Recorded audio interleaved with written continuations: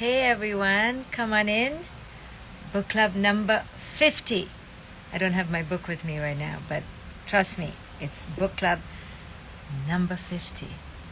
I've done 50 of these. I don't know how many more I'm going to do, but we play it by ear and we stay in the moment.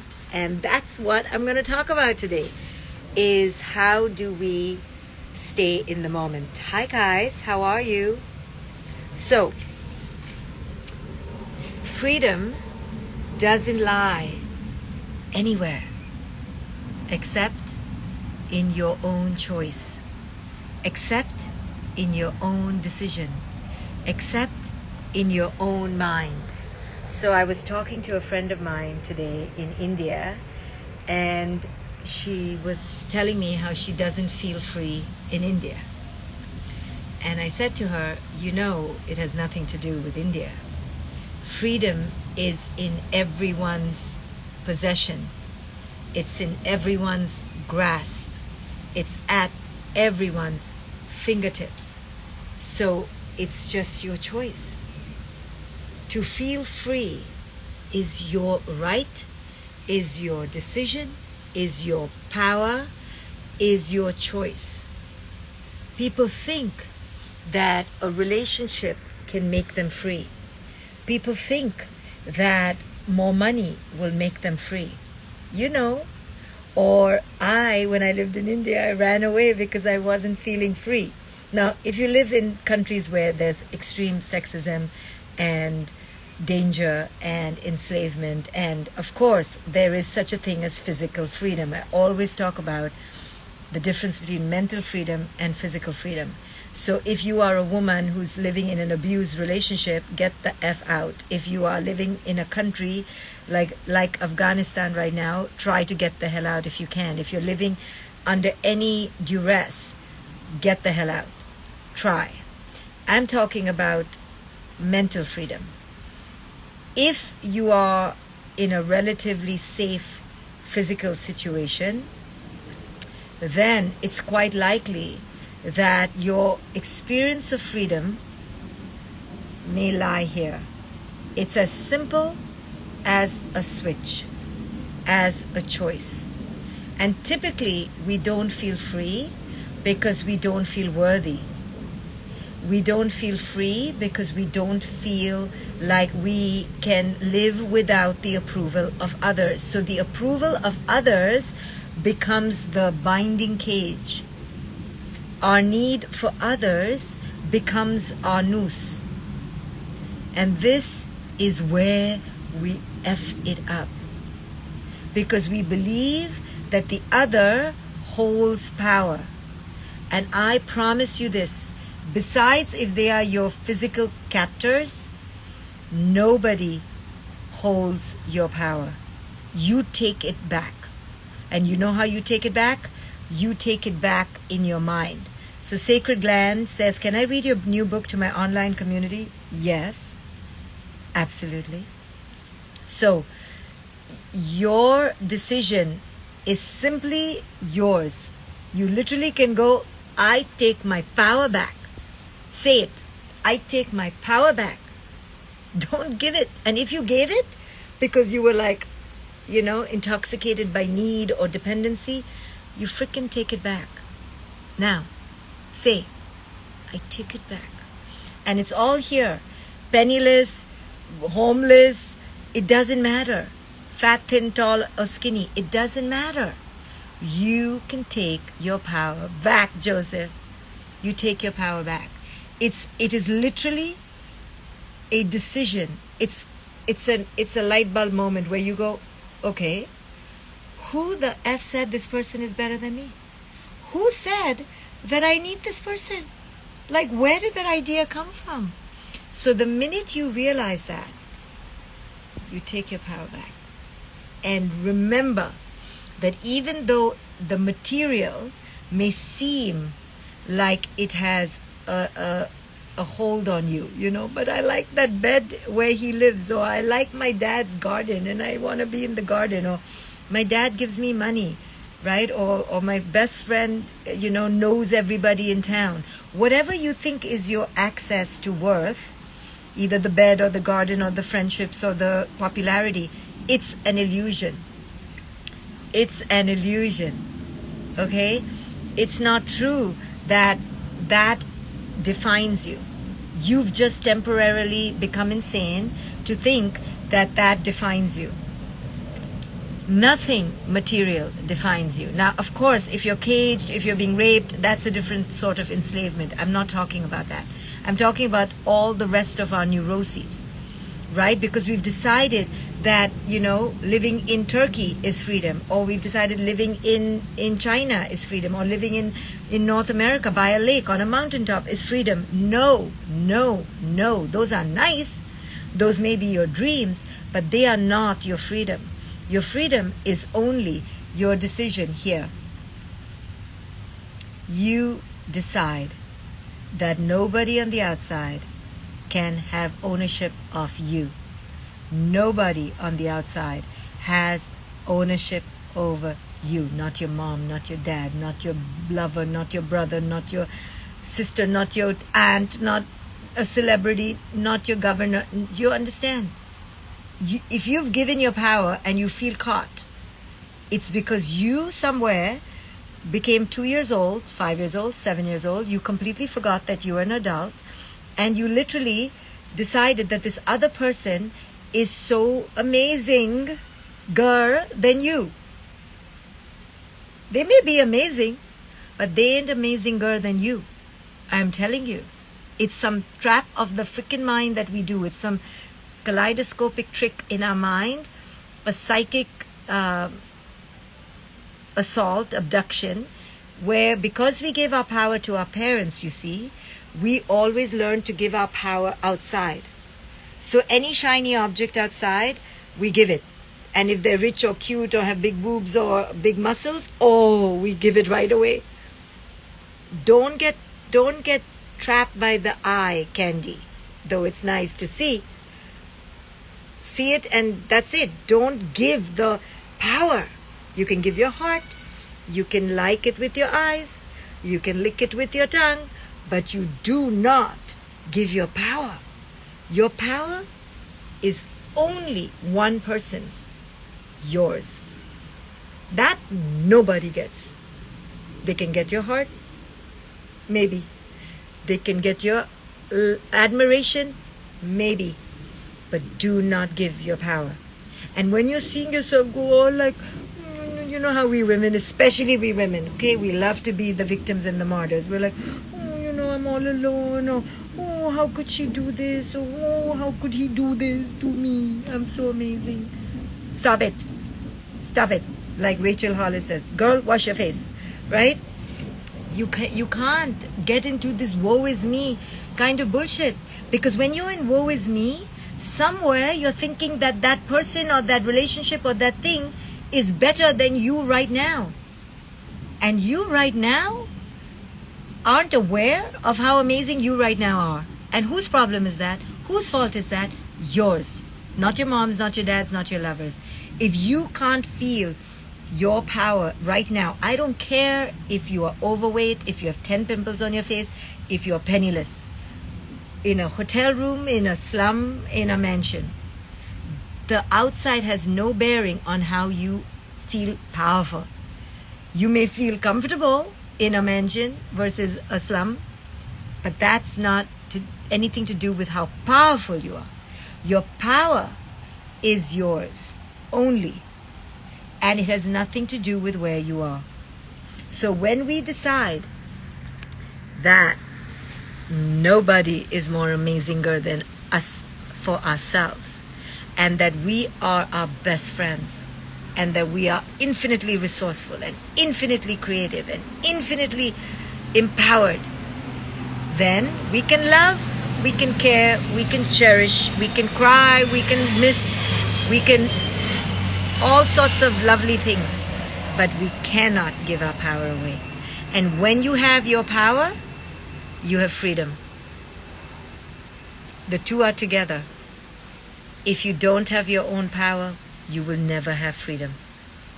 So, power comes from your cultivation of your inner worth, of your decision that you are a magnificent magician, a worthy, just unbelievable being.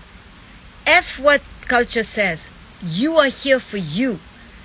This life is only one, guys. I don't care if you come back as a bumblebee in your next life. You ain't you. So this life as you, at this moment, this current iteration is only one. Oh, we just missed another moment. Oh, another moment. We're missing moments because we want Samantha to like us, and we want Jacob to kiss us, and we want Tony to marry us. What are we doing? This life is only for you to love you, for you to be with you. You are amazing. Now get up and go on a walk, and get up and go get a sweat. Get up and go cuddle a dog or a cat or a giraffe at the zoo. Poor giraffe in the zoo, but whatever. There are animals to see. They are for free. Nature for free. Frogs for free. Leaves for free. Mountains for free. Brooks and rivers for free. What are you doing in your house? Crying. What are you doing? Go. There is so much to see and develop and cultivate on your own. But we have not taught ourselves how to be one with ourselves. And we are looking for others. You are infinitely powerful. I'm not talking like, I hate motivational talks. I'm now sounding like a motivational talk. So let us change tracks, because God forbid, I am known to be a motivational pep talker. I hate pep talks. Okay? I'm just speaking the truth. So when we give power away, there's a trick of the mind that happens that tells us somebody on the outside is more amazing. That is a wretched, treacherous, bullshit, chicanery idea. It's full of chicanery. It has no merit. The other person can be a nice companion for a glass of wine and some play, but nothing else. They do not get your power. So when you hold that as your truth, then you always have something to return to. You always have like, oh, I have myself, right? Or you have your best friend, or you have your mom. Whoever that person is, let that person be you, right? You be your own default. You're like, hey, I have me. And therefore, you're never lost. You're never at zero. Ever. You are from 0 to 100. The other person was 101. So one got taken out. Okay, you're back to 100. You understand? That's why you have to cultivate 0 to 100. And when you don't cultivate 0 to 100, you get destroyed when the person leaves you. And you think it's them. And they think it's them. It ain't them. It's because you and your relationship to yourself is 0, was 5. And because your relationship with yourself in that relationship with the other was 5, when that person leaves, you are negative 500 and you appear destroyed. You're not destroyed. It is an illusion. It's because you are not in alignment with yourself to 100. So all this drama, oh, I've been betrayed, I've been left, I've been cheated on, I've been deserted, is not true, guys. It's not true, I'm sorry to say. Right? I'm going to lose half my clients because most of my clients come to me to get fixed after a breakup. But I like to give advice for free so that I can help you to suffer less. So the important thing right now is for you to cultivate your relationship with yourself. How do you do that? You go to university school, get a university degree and go to school, called university school, to coach yourself. You take one of my courses, or you take Eckhart's courses, or you take Byron Katie's courses, or you take so many courses on, you Google amazing spiritual teachers and take somebody's damn course, and then you go and get a degree in your relationship with yourself. That's what you do. And that's how you inoculate yourself, you immunize yourself, you guarantee no power given next time. So anytime you're giving your power, it's because you have not done the work. You have not cultivated who it is you are. And that is nobody's responsibility but your own. You're sitting here listening to me, and after you listen to me, go cultivate deep inner communion. Right? Whenever I have nothing to do, I never have nothing to do, because I always have me to cultivate. So when I have nothing else to do on the outside, I'm like, oh, time to sit and talk to myself. Time to sit and meditate and get in touch with myself. Time to sit and take care and please myself and take self-care. What does Shefali want to do? And I spend so much energy on myself because that's my responsibility. Because in that way, when I meet my next person, my best friend, my sister, my dog, my lover, whoever it is, I am going to be a whole, full human being. So if you've wasted your life not taking care of yourself, you're going to feel empty, lost, deserted, out at sea. But no harm done, no time lost. Start now. The present moment is where you begin. Right here, right now. Go, holy freaking mother of all. I have wasted my life wanting, wishing, hoping for someone else and something else. I gotta wake up. And one tight spiritual slap on your face and get your ass going into loving who it is you are. So you love your job because it is the job you got. You love your house because it's the house you got. Stop complaining and instead go and cultivate what it is you want to do today.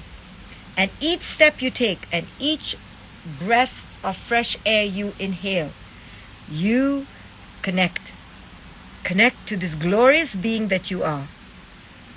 You are not a pawn or a victim or an accident or a consequence. You are vital, but I'm sorry to say, only for you. Okay? Have no illusion, please, that you are vital for anyone else. I dropped my daughter off at college. I have no illusion as to how minuscule of importance I have. Like I wasn't even living with her. I'm like, hello, do you not miss me? Am I not important? Am I not significant? No, I'm actually very happy to be forgotten. I love it. But were I not so evolved, I would be in a big depression called the empty nest. And the empty nest exists because we have not cultivated our essence. But because I've cultivated my essence, I'm like, you don't miss me? Sweetheart, I don't know whether I miss you. I hope she doesn't hear. She doesn't even hear my videos. Ever, ever, ever, ever. Put a gun to her head and she will not hear my videos, so I'm safe. Anyway, so the moment is now. Start now so that your relationships from now on are not needy, pathetic, dependent, whiny, complaining. Relationships.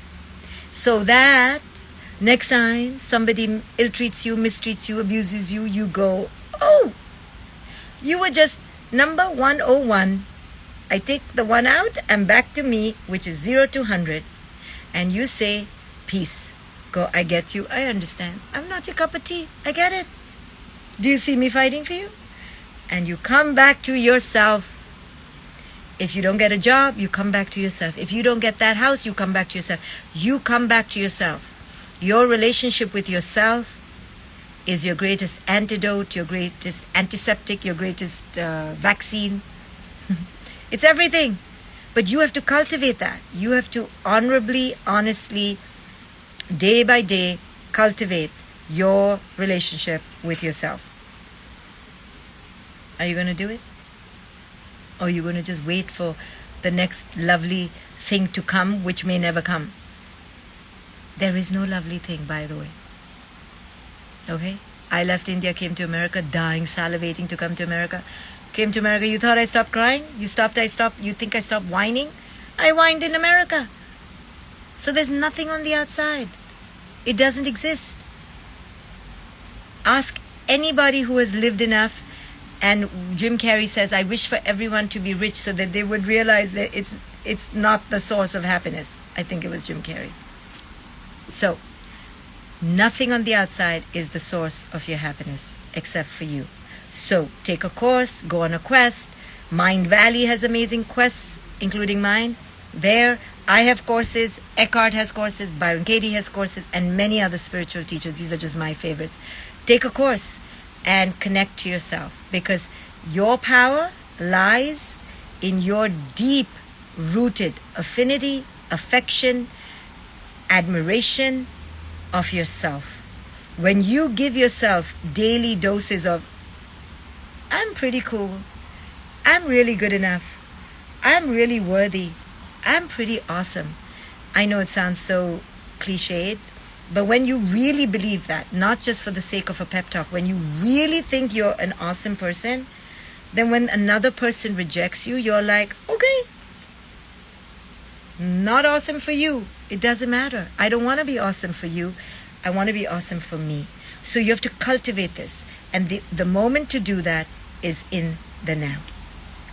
Okay, guys, that was book club number 50. Okay? Now, I don't have the book. I hope you've read my book. It's called A Radical Awakening. It's in some other bag right now, and I don't want to go and get it. I'm too lazy. So get my book. Read my book if you want to radically awaken and be free. Just saying. 50. Done. Check, check, check. Bye, guys. Keep your power. Know your freedom. That's how you know freedom, when you keep your power. Bye, guys.